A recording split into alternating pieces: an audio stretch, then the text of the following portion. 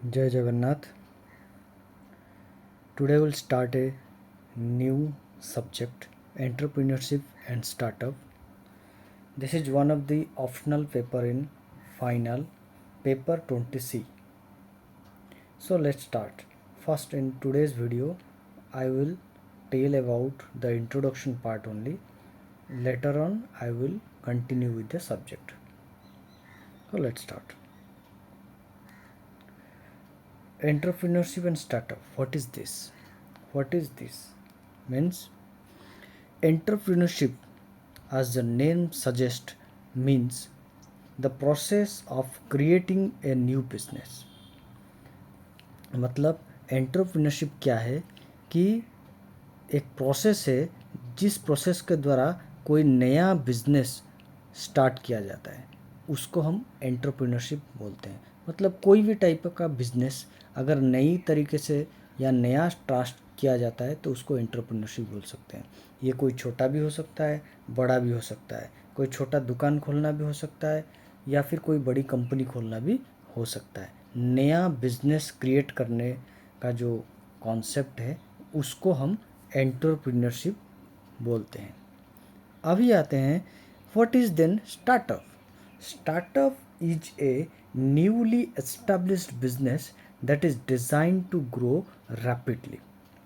तो स्टार्टअप क्या है? स्टार्टअप भी एक नया ही बिजनेस है, बट यहाँ पर इम्पोर्टेंस क्या है कि ये बिजनेस इसीलिए तैयार किया गया है क्योंकि इसको और बहुत आगे बढ़ाना है. कोई भी बिजनेस स्टार्ट करता है तो उसका कॉन्सेप्ट रहता है कि आगे बढ़ाने का, बट एंटरप्रेन्योरशिप का एक बाउंड्री है. एंटरप्रेन्योरशिप का एक बाउंड्री है, बट स्टार्टअप का कोई बाउंड्री नहीं है. इन दोनों के बीच में यही इम्पोर्टेंट डिफरेंस है. जैसे मैं एक एग्जांपल लेता हूँ. Suppose there are two brothers, one is X, another is Y. X के पास 1,00,000 रुपया है, वाई के पास भी 1,00,000 रुपया है. ये दोनों भाई बात करते हैं कि भाई ये 1,00,000 रुपया जो हमारे पास है तो हम उससे कुछ करते हैं. तो पहला एक्स बोलता है कि क्या करेंगे, देखते हैं 1,00,000 रुपया में मैं कुछ धंधा शुरू कर देता हूँ. तो एक्स क्या करता है कि 1,00,000 रुपया का कुछ सामान खरीद के लाता है, उस सामान को थोड़ा सा प्रॉफिट मार्जिन में बेच देता है, छोटा सा एक धंधा करता है. जैसे आप कोई भी किराने का दुकान कर सकता है या फिर कुछ खिलौने का दुकान कर सकता है या फिर जस्ट कोई ट्रेडिंग एक्टिविटीज़ कर सकता है. तो ये हो गया एक्स का काम. वाई क्या करता है, सोचता है कि अरे बिजनेस तो कुछ करना है, बट क्या करूं जिससे कि ये 1,00,000 से तो मुझे प्रॉफिट मिले, बट मैं आगे भी उस बिज़नेस को लेके जा सकता हूँ. मतलब मेरा कोई फ्यूचर प्लान रहे, मैं ऐसा कुछ करना चाहता हूँ. तो वो बहुत सोचता है, सोच समझ के वो क्या करता है, चलो एक काम करते हैं भाई, आज का डेट में मार्केट में क्या चीज़ का इनअवेलेबिलिटी है, क्या चीज़ अभी मार्केट में नहीं है. वो मार्केट स्टडी करता है, स्टडी करके उस मार्केट के अंदर वो एंट्री लेता है.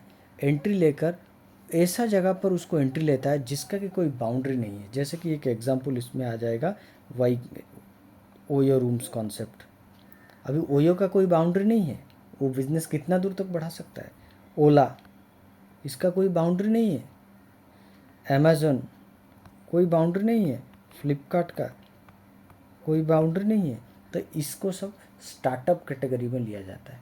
मतलब जहाँ पर बिजनेस का कोई बाउंड्री नहीं है और कम्प्लीटली न्यू कॉन्सेप्ट है जो मार्केट में था नहीं और आया, तो इसको बोलते हैं स्टार्टअप.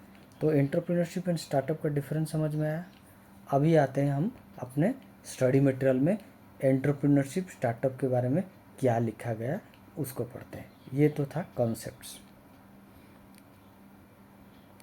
तो फर्स्ट हमारा स्टडी मटेरियल में GEM स्टडी, ग्लोबल एंटरप्रेन्योरशिप मॉनिटर करके एक ऑर्गेनाइजेशन है, उसने एंटरप्रेन्योरशिप के ऊपर में क्या स्टडी किया है उसके बारे में दिया गया है. पहले उसको हम पढ़ते हैं. तो GEM स्टडी क्या बोलता है, GEM stands for Global Entrepreneurship Monitor. It is a joint effort of international universities and International Council of Small Business. क्या है ये? इंटरनेशनल यूनिवर्सिटी और international council of small business, इन दोनों ने मिलकर एक ऑर्गेनाइजेशन बनाया, ग्लोबल एंटरप्रेन्योरशिप मॉनिटर। ये क्या करता है ना? ट्रैक्स एंटरप्रेन्योरशिप इन 112 कंट्रीज। ये 112 कंट्री में एंटरप्रेन्योरशिप जो जो चल रहा है उसको ट्रैक करता है। तो उसने क्या किया? Conducted survey on total early stage entrepreneurial activity. जितने भी अर्ली स्टेज एंटरप्रेन्योरल एक्टिविटी हुआ है 112 कंट्रीज में, उसके ऊपर इसने एक सर्वे किया। ये सर्वे में क्या है ना? इस consist of business just started, मतलब जो अभी जस्ट स्टार्ट हुआ है बिजनेस, वैसे बिजनेस को कंसिडर किया, उसमें सर्वे किया। प्लस उसने ऐसे बिजनेस भी उस लिस्ट में डाले, सर्वे के लिस्ट में, जो कि existed for more than 3.5 years, मतलब 3.5 साल से ज़्यादा समय, सॉरी उल्टा बोल दिया मैं, 3.5 साल तक जितने भी बिजनेस स्टार्ट किया है, मतलब जिस भी बिजनेस को एटलीस्ट 3.5 साल के अंदर में स्टार्ट हुआ है, अभी से लेकर 3.5 साल पीछे तक जितने स्टार्ट हुआ है, वो बिजनेस एंड बिजनेस जो स्टार्ट किया है, अभी नया नया स्टार्ट किया है, उन सब बिजनेस को उसने स्टडी करना स्टार्ट किया, उसका सर्वे कर कर।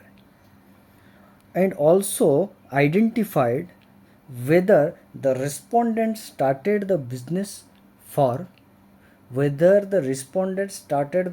for, मतलब ये जो बिजनेस को उसने स्टडी किया है, उस बिजनेस में जो जो लोग इन्वॉल्व है, मतलब जो वो बिजनेस को स्टार्ट किए हैं, शुरुआत किए हैं, उन लोगों ने क्यों उसका स्टार्ट किया है, वो उन्होंने सर्वे किया।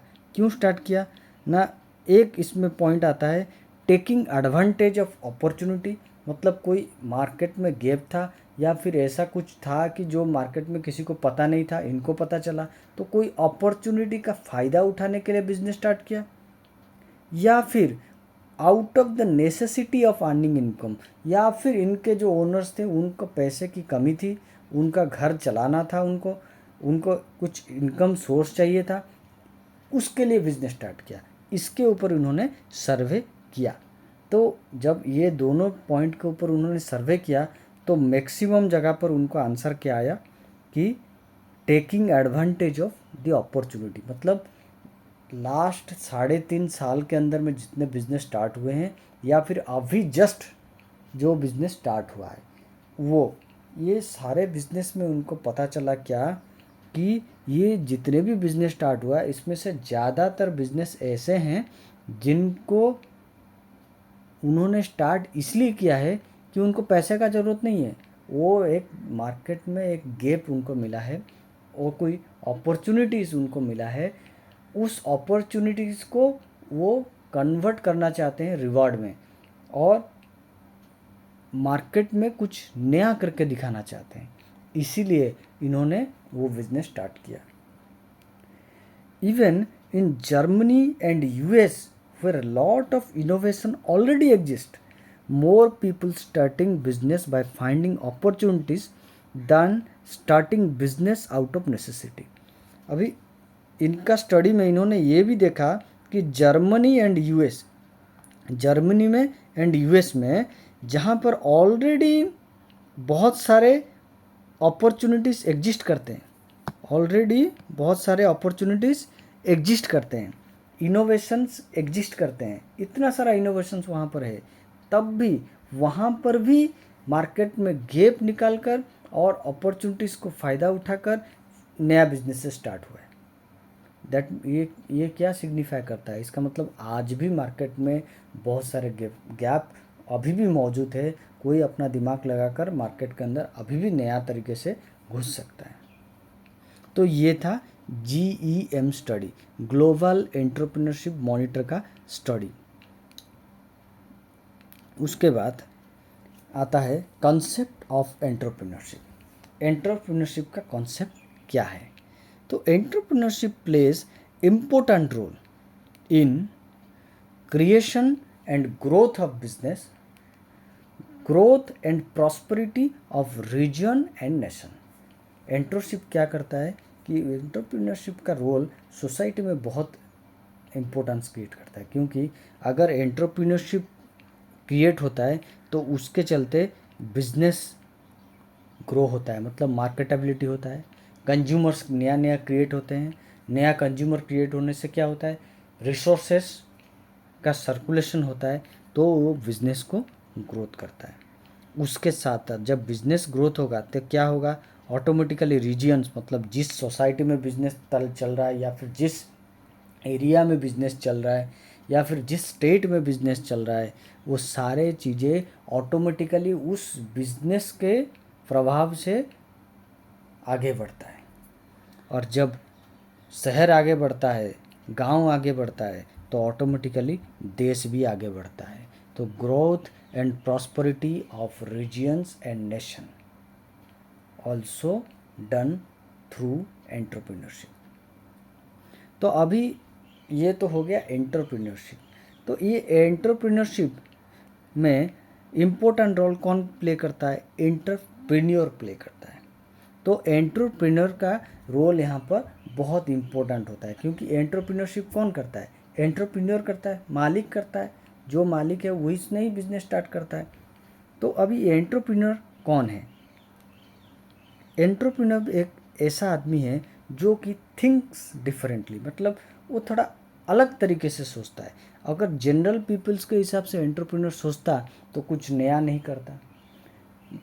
अभी हम जीएम स्टडी में ऑलरेडी पढ़े कि आज का डेट में जितने भी एंटरप्रेन्योर्स आ रहे हैं वो मैक्सिमम इसलिए आ रहे हैं कि उनको मार्केट में कुछ गैप दिखता है और उसका वो फ़ायदा उठाना चाहते हैं। तो डेफिनेटली उस टाइप के पर्सन्स डेफिनेटली कुछ अलग तरीके से सोचने का आदमी रहेगा, नहीं तो सब कोई एंटरप्रेन्योरशिप में घुस जाता ना। तो entrepreneur always thinks differently than a common man. Then entrepreneur make decision in highly uncertain environments with high stakes, immense time pressure and considerable emotional investment। क्या बोल रहा है? एंटरप्रेन्योर एक ऐसा आदमी है जो कि बहुत ही अनसर्टनिटी परिवेश में, मतलब बहुत ही प्रतिकूल परिवेश में अपना डिसीजन लेता है। प्रतिकूल परिवेश मतलब उसके लिए वो हमेशा अपॉर्चुनिटीज़ को कौन फ़ायदा उठा सकता है? जो अपॉर्चुनिटीज़ को एडवांटेज में बदल सकता है वो फ़ायदा उठा सकता है अपॉर्चुनिटीज़ का। तो अनसर्टन सिचुएशन में ही एंटरप्रेन्योर डिसीजन लेता है। जैसे आज आप एक एग्जांपल लीजिए, जैसे ओला। ओला कैब क्या कंसेप्ट है कि उसने रात को बड़ा बड़ा सिटीज़ में देखो गाड़ी टैक्सी मिलना बड़ा मुश्किल था। टैक्सी अपने मन मर्जी के हिसाब से फेयर्स लेते थे। कहीं आपको जाना था, आप नया आदमी हैं, सिटीज़ में गए हैं, आपको टैक्सी भाड़ा करना था तो आपको मन मर्जी का टैक्सी रेट आता था। कभी कोई इधर उधर घुमा देता था, आपको गलत जगह पर पहुंचा देता था, एक्स्ट्रा पैसा लेता था। बट ये सब प्रॉब्लम्स था, ये सब प्रॉब्लम्स को सॉल्यूशन है ओला कैब्स। तो उसका जो मालिक है उसने वो एंटरप्रेन्योर के हिसाब से सोचा कि भाई ये सब जो प्रॉब्लम्स है ये दूसरों के लिए प्रॉब्लम है, बट उसके लिए वो प्रॉब्लम नहीं है, उसके लिए वो एक एडवांटेज है और अपॉर्चुनिटी है मार्केट के अंदर घुसने के लिए। तो उसने एक ऐसा ऐप बनाया जिसमें ये सारे प्रॉब्लम्स एड्रेस हो रहे थे और उससे टैक्सी वाले को भी इनकम मिल रहा था और जो पर्सन्स टैक्सी हायर करना चाहते हैं मतलब कस्टमर्स को, उनको भी फ़ायदा हो रहा था। तो विन विन सिचुएशन दोनों के लिए था। तो उस सिचुएशंस का फ़ायदा उठाया। तो ये एंटरप्रेन्योर ही है जो अलग तरीके से सोचा और ये बहुत अनसर्टेन एनवायरनमेंट्स के अंदर में उसने डिसीजन लिया। तो और एक एंटरप्रेन्योर का फीचर क्या है कि एंटरप्रेन्योर मस्ट एक्वायर मोर इनोवेटिव आइडियाज़, टेक्नोलॉजी और इंडस्ट्री स्पेसिफिक इंफॉर्मेशन। एंटरप्रेन्योर ऐसा होना चाहिए कि उसको मोर इनोवेटिव आइडियाज़, ऐसा नहीं कि उसका आइडियाज़ को उसको ख़त्म करना है, हमेशा उसको इनोवेशंस अपना काम पे लाना पड़ेगा, क्योंकि उसको आगे बढ़ना है। आगे अगर किसी को आगे नहीं बढ़ना होता कि अपने ही एरिया पे रह जाना है, लिमिटेड होना है, तो वो एंटरप्रेन्योर नहीं है। एंटरप्रेन्योर को हमेशा इनोवेटिव आइडियाज़ को लाना पड़ेगा, नया नया टेक्नोलॉजी को इंट्रोड्यूस करना पड़ेगा अपना बिजनेस में। और जिस इंडस्ट्री में भी वो काम कर रहा है, जिस इंडस्ट्री में भी वो काम कर रहा है, उस इंडस्ट्री के बारे में उसको सारे इन्फॉर्मेशन उसके दिमाग में रहने चाहिए होगी। तो ये रह गया एंटरप्रेन्योर के 3 क्वालिटी। पहला क्वालिटी क्या, उसको अलग तरीके से सोचना है। दूसरा क्वालिटी बोलने से उसको वो अनसर्टेन एनवायरनमेंट, मतलब प्रतिकूल परिवेश में भी वो डिसीजन लेने का काबिल रहना चाहिए। कितना भी प्रेशर उसके ऊपर हो, वो उस प्रेशर में भी आगे बढ़ना है, उसको रुकना नहीं है। तीसरा क्या हो गया कि उसको इनोवेटिव्स आइडियाज़ अपने बिजनेस में हमेशा लाना है, टेक्नोलॉजी को साथ में लेकर चलना है, और जिस इंडस्ट्री में भी काम कर रहा है उस इंडस्ट्री के बारे में सारे नॉलेज उसको रहना चाहिए। ये रह गया कॉन्सेप्ट ऑफ एंटरप्रेन्योरशिप। अभी आते हैं कि इसका ये एंटरप्रेन्योरशिप का बैकग्राउंड क्या है, ये कहाँ से आया, ये एंटरप्रेन्योर वर्ड कहाँ से आया, ये एंटरप्रेन्योरशिप कॉन्सेप्ट कहाँ से आया, क्या है इसका एक्चुअल हिस्ट्री, इसका क्या है। The word entrepreneur originates from French verb entrepreneur. Entrepreneur एक फ्रेंच वर्ब है, उससे ये एंटरप्रेन्योर नाम ओरिजिनेट हुआ है। इस एंटरप्रेन्योर का मीनिंग क्या है, टू डू समथिंग और टू अंडरटेक, मतलब कुछ करना है। ये जो जिस वर्ड से एंटरप्रेन्योर आया है एंटरप्रेन्योर, इसका मीनिंग क्या है कि कुछ करना है या फिर कुछ भी आगे बढ़ना है। The study of entrepreneurship reaches back to work in late 17th and early 18th century of ईर्स फ्रेंच इकोनॉमिस्ट रिचर्ड कैंटिलोन। क्या बोल रहा है ये कि एंटरप्रेन्योरशिप के ऊपर जो स्टडी है ना, वो जनरली 17वीं शताब्दी से 18वीं शताब्दी, 17वीं शताब्दी का अंत में और 18वीं शताब्दी के शुरू में, इस पीरियड में ही मेनली स्टार्ट हुआ था। तो उस टाइम में एक इकोनॉमिस्ट थे जिनका नाम है रिचर्ड कैंटिलोन। उन्होंने बताया कि जो रिचर्ड कैंटिलोन कौन थे कि which was foundational to classical economics, वो फाउंडेशनल क्लासिकल इकोनॉमिक्स का फाउंडेशन ये रखे थे रिचर्ड कैंटिलोन। तो उन्होंने क्या बताया कि डिफाइन किया एंटरप्रेन्योर कौन है, आज a person who pays certain price for a product and resells it at an uncertain price. क्या बोल रहा है रिचर्ड कैंटिलोन, क्या बोल रहा है कि एंटरप्रेन्योर एक ऐसा आदमी है जो कि कुछ प्राइस पे करता है प्रोडक्ट के लिए, और उस प्रोडक्ट को वो बेचता है एट ए अनसर्टेन प्राइस, मतलब एक सर्टेन प्राइस, मतलब उसको पता है कि कितना पैसा से खरीदना है, बट बेचना कितना पैसा से उसको पता नहीं है, वो ज़्यादा में ही बेचेगा उसको, अनसर्टेन प्राइस। तो वो है entrepreneur. Making decisions about obtaining and using the resources while consequently admitting the risk of the enterprise।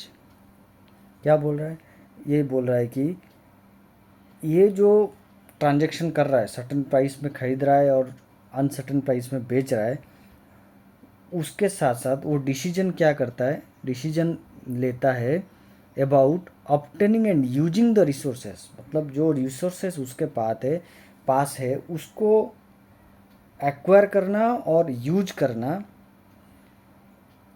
उसके रिस्क के साथ, उसके रिस्क के साथ, मतलब वो रिस्क लेता है, रिसोर्सेज का प्रॉपर यूटिलाइजेशन करता है, तो वो सर्टेन प्राइस में खरीदता है एंड अनसर्टेन प्राइस में बेचता है। एंटरप्रेन्योर को रिचर्ड कैंटिलोन ने ऐसे डिफाइन किया। तो रिचर्ड कैंटिलोन के हिसाब से एंटरप्रेन्योर क्या हुआ, entrepreneur is a risk taker. तो रिचर्ड कैंटिलन के हिसाब से एंटरप्रेन्योर क्या हुआ, ही इज़ ए रिस्क टेकर, क्योंकि रिस्क लेता है वो लिमिटेड रिसोर्सेस में काम करता है और रिस्क लेकर चीज़ें खरीदता है और एक रिस्क लेकर ही चीज़ को बेचता है। तो he is a entrepreneur is defined as a risk taker. तो रिस्क टेकर का मतलब क्या है, deliberately allocate resource to exploit opportunities for maximising financial return. तो एंटरप्रेन्योर क्या करता है, रिस्क लेता है, डेलिबरेटली अपना जितना रिसोर्स है जानबूझकर अपने सारे रिसोर्सेस को एक्सप्लॉइट करता है, सारे रिसोर्सेस को यूटिलाइज करता है टू एक्सप्लॉइट द अपॉर्चुनिटीज़।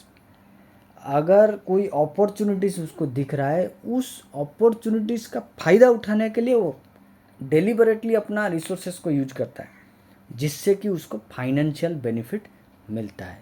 तो रिचर्ड कैंटिलन का डेफिनेशन क्या हुआ, एंटरप्रेन्योर कौन है, जो कि सर्टेन प्राइस पे प्रोडक्ट खरीदता है और अनसर्टेन प्राइस पे बेचता है, रिस्क लेता है, डेलिबरेटली अपना रिसोर्सेस को झोंक देता है किसमें ना, अपॉर्चुनिटीज़ का फ़ायदा उठाने के लिए, अपॉर्चुनिटी का फ़ायदा उठाने के लिए, और उस फ़ायदा से उसको कुछ फाइनेंशियल गेन मिलता है।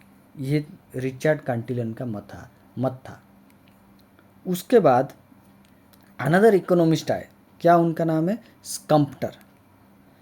उन्होंने आर्ग्यू क्या किया कि innovation and technological change of a nation comes from entrepreneur. उन्होंने क्या आर्गुमेंट किया कि एंटरप्रेन्योर के द्वारा ही इनोवेशन एंड टेक्नोलॉजिकल चेंज होता है देश में जितना भी इनोवेशन या फिर टेक्नोलॉजिकल चेंज दिखता है, ये किसके लिए होता है, मेनली एंटरप्रेन्योर्स के द्वारा ही होता है। ऑब्वियसली एंटरप्रेन्योर ही अलग तरीके से सोचता है और इनोवेट करता है, उसको प्रॉफिट चाहिए इसके लिए। तो जब वो बड़ा होता है तो ऑटोमेटिकली समाज बड़ा होता है, और समाज बड़ा होता है तो देश बड़ा होता है। तो ये मत किसका था कि और एक इकोनॉमिस्ट थे जिनका नाम है स्कम्प्टर। उसके बाद एंटरप्रेन्योर को और एक बार डिफाइन किया गया कि entrepreneur is an individual who creates a new business, plays an active role in its operations, assumes most of the financial risk, enjoys most of its success। तो एंटरप्रेन्योर कौन है, जो कि एक नया बिजनेस शुरू कर रहा है, जो कि एक एक्टिव रोल प्ले करता है उस बिजनेस के ऑपरेशंस को चलाने के लिए, जो कि सबसे ज़्यादा फाइनेंशियल रिस्क लेता है, अपना रिसोर्सेज को झोंकता है ना, पैसा अपना झोंक देता है बिजनेस में, तो वो रिस्क है ना, वही है। एंड एन्जॉयस मोस्ट सक्सेस, ज़्यादा झोंकता है तो उसको सक्सेस भी ज़्यादा ही मिलती है, तो ज़्यादा सक्सेस भी वो एन्जॉय करता है। मालिक है, जो सर्विस में जाते हैं वो तो नौकर है, बट जो एंटरप्रेन्योर है वो मालिक है, तो डेफिनेटली वो उसका स्टेटस नौकर से ऊपर ही रहेगा। उसके बाद क्या बोलते हैं कि process of creating a new business is known as entrepreneurship. जब नया बिजनेस का प्रोसेस पूरा जो बनता है, उस प्रोसेस को एंटरप्रेन्योरशिप बोलते हैं। And is often driven by new ideas for products और सर्विसेज। नया आइडियाज़ को लेकर ही एंटरप्रेन्योर बनते हैं। So entrepreneurship is ability and readiness to develop, organize and run a business enterprise along with any of its uncertainties to make a profit। तो entrepreneurship क्या है कि ability and readiness to develop, organise and run a business enterprise, जिसका कि क्षमता होगा यार हमेशा तैयार रहेगा किसके लिए ना, एक नया बिजनेस एंटरप्राइज, नया बिजनेस ऑर्गेनाइजेशन तैयार करने में, जिसमें कि बहुत सारे अनसर्टनिटीज़ रहते हैं, बहुत सारे, एंड जिसका अल्टीमेट रिजल्ट क्या है कि उसको प्रॉफिट चाहिए, उसको कुछ रिटर्न में चाहिए जिसको कि वो एंजॉय कर सके। So this is called entrepreneurship. ये बैकग्राउंड है। The most prominent example is starting A new business. Entrepreneurship का एक एग्जाम्पल अपना स्टडी मटेरियल के हिसाब से होगी, एक नया बिजनेस स्टार्ट करना बोलने से ये सब कवर आ गया एंटरप्रेन्योरशिप के अंदर में। नेक्स्ट आता है कि की कॉन्सेप्ट्स ऑफ एंटरप्रेन्योरशिप। एंटरप्रेन्योरशिप के की कॉन्सेप्ट्स क्या क्या है? तो 4 कॉन्सेप्ट से पहला कॉन्सेप्ट है कि इनोवेशन। एंटरप्रेन्योरशिप बोलने से उसमें इनोवेशन डेफिनेटली रहेगा, कुछ तो नया होना चाहिए, तभी जाके आपका बिजनेस चलेगा। क्योंकि जो ऑलरेडी एग्जिस्टिंग है, ऑलरेडी मार्केट में जो है, तो वो तो चल रहा है ऑलरेडी। आप क्या ऐसा नया लेके आओगे जो आपके पास कंज्यूमर आएगा? तो innovation is required. Next, risk taking. आप जो एंटरप्रेन्योरशिप में आता है उसका रिस्क टेकिंग कैपेसिटी रहना चाहिए। ऐसा नहीं कि बिजनेस स्टार्ट करते ही पहला दिन से प्रॉफिट स्टार्ट हो जाएगा, पहला दिन से ही मेरे को सारे पैसा वापस आना स्टार्ट हो जाएगा, सालों लग सकते हैं। जियो जब मार्केट में पहली बार इंट्रोड्यूस हुआ था उस टाइम क्या था, बहुत लोगों के पास स्मार्टफोन्स थे, डाटा भी यूज करते थे। तो जियो कैसे मार्केट में एंटर करता? तो उसने सोचा कि भाई लोगों के पास डाटा तो है बट वो अनलिमिटेड नहीं है, डाटा तो है बट उस लेवल का स्पीड नहीं है, डाटा तो है बट मोबाइल में टीवी नहीं देख सकते थे, मोबाइल में मैगजीन नहीं पढ़ सकते थे। वो सारे चीज़ें फ्री में कंज्यूमर्स को दिया। तो कुछ नया किया, इनोवेट किया, रिस्क लिया, का बहुत कम पैसा में दिया, उसको प्रॉफिट नहीं हुआ। कितना साल तक उसने इंतज़ार किया, अभी जाकर उसने रेट्स वगैरह अपना बढ़ाए। तो उसने रिस्क लिया, 5 साल तक रिस्क लिया, कम पैसे में सर्विसेज बहुत ज़्यादा किया, लोगों को आदत लगाया, मार्केट का गैप को उसने स्टडी किया और लोगों को आदत डाल दिया उसमें। उसको कॉपी करके एयरटेल ने सारे चीज़ें की, नहीं तो एयरटेल ऐसे ये सब चीज़ नहीं दे रहा था पहले। तो ये है रिस्क टेकिंग। उसके बाद विज़न, उसका कोई मकसद होना चाहिए बिजनेस करने के लिए। बिना मकसद का बिजनेस में कभी भी कोई भी इंट्रोड्यूस नहीं हो सकता है। Last concept is organisation. Business अकेला आदमी से नहीं होता है, उसमें एक टीम चाहिए, एक ऑर्गेनाइजेशन चाहिए, तभी जाके आप बिजनेस क्लोज कर सकते हैं। अकेले आदमी से आप कुछ नहीं कर सकते। सो अकेला आदमी बिजनेस स्टार्ट कर सकता है बट चलाना मुश्किल है। तो ऑर्गेनाइजेशन इज ऑल्सो ए की कंसेप्ट ऑफ एंटरप्रेन्योरशिप। 4 कंसेप्ट है, 4 को याद रखना है। पहला है इनोवेशन, दूसरा है रिस्क टेकिंग, तीसरा है विजन एंड चौथा है organisation. Next, so entrepreneurship can be explained as follows. Entrepreneurship involves decision making, innovation, implementation, forecasting of the future, independency, success. Entrepreneurship क्या है? एंटरप्रेन्योरशिप में ये 6 चीज़ें उसके अंदर में रहता है। डिसीजन मेकिंग रहता है, इनोवेशन रहता है, इम्प्लीमेंटेशन रहता है, आगे के बारे में सोचने की क्षमता रहनी चाहिए, इंडिपेंडेंसी रहनी चाहिए, अपना खुद का ताकत रहना चाहिए, खुद इंडिपेंडेंट होना चाहिए सब चीज़ करने के लिए, किसी के ऊपर डिपेंडेंट नहीं होना चाहिए। और सबसे इम्पोर्टेंट सक्सेस ज़रूर चाहिए। फेल्योर होने से वो एंटरप्रेन्योरशिप नहीं रहेगा। तो ये एक एक्सप्लेनेशन है एंटरप्रेन्योरशिप का। वैसे ही बहुत सारे एक्सप्लेनेशन है, एक एक करके हम पढ़ेंगे। तो entrepreneurship is A discipline with A knowledge based theory and is an outcome of complex socio-economic, psychological, technological, legal, other factors. Then again, entrepreneurship is a dynamic and a risky process. Involves a fusion of capital, technology and human talent. ये एक बढ़िया चीज़ है। देखिए क्या बोल रहा है कि capital, technology and human talent को अगर एक फ्यूजन कर दिया जाए तो उसको एंटरप्रेन्योरशिप बोलते हैं। मतलब जहाँ पर पैसा लग गया, टेक्नोलॉजी भी इंट्रोड्यूस हो गया और ह्यूमन टैलेंट्स मतलब आदमी का दिमाग भी उसके अंदर लगा, तो तीनों को मिलाएंगे तो एंटरप्रेन्योरशिप है। Then entrepreneurship is equally applicable to big and small businesses, to economic and non-economic activities. Different entrepreneurs might have some common traits, but all of them will have some different and unique qualities.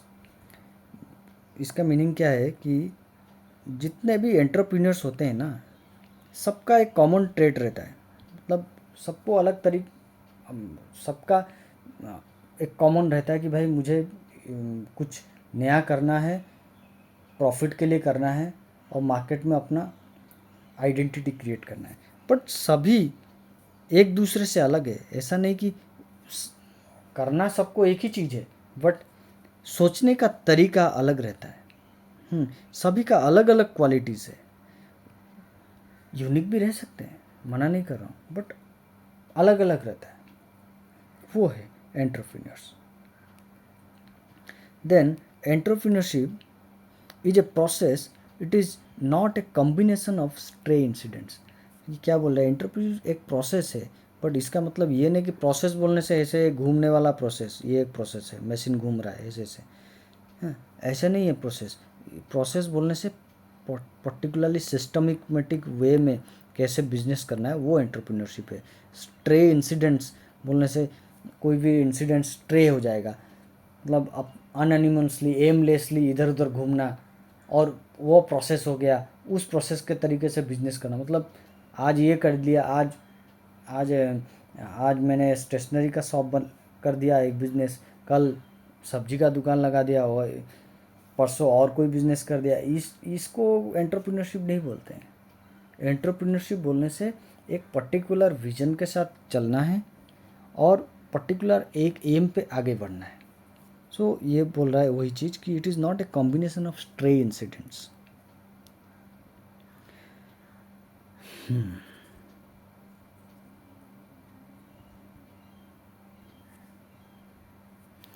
So entrepreneurship is the purposeful and organized search for change, conducted after systematic analysis of opportunities in the environment. क्या है entrepreneurship? Purposeful and organise search for change, conducted after systematic analysis of opportunities in the environment. अगर परिवेश में कोई opportunity है, उसको systematically analysis करना है और उस एनालिसिस के हिसाब से कोई पर्पजफुल तरीके से ऑर्गेनाइज्ड वे में चेंज लाना है, जिससे बिजनेस करना है। Entrepreneurship is a philosophy and is the way one thinks, one acts, and therefore it can exist in any situation, be it business or government or in the field of education, science and technology. तो entrepreneurship को क्या बोला कि ये एक philosophy है जिसमें एक आदमी सोचता है, काम करता है, या फिर it can exist in any situation, कोई भी परिस्थिति में वो अपने आप को खड़ा रखता है। बीट बिजनेस, चाहे वो बिजनेस करने में या फिर सरकार में या फिर कोई education, science and technology field, कोई भी फील्ड में हो। तो entrepreneurship is a creative activity, is the ability to create and build something from practically nothing. Building something practically nothing is a knack of sensing opportunity where others sees chaos and confusion. ये तो हम पहले भी पढ़ चुके हैं, वही opportunity को सेंस करना, जिसको कि अलग आदमी उसको समझ में नहीं आता है, कि वो कंफ्यूज होता है, उसको ही हमको अपॉर्चुनिटीज़ उसके अंदर में ढूंढना और कुछ नया करना। Is the attitude of mind to seek opportunities, take calculated risk and derive benefits by setting of a venture. Is made up of activities to conceive, create and run an enterprise. Is a dynamic process of vision, change and creation. Startup entrepreneurs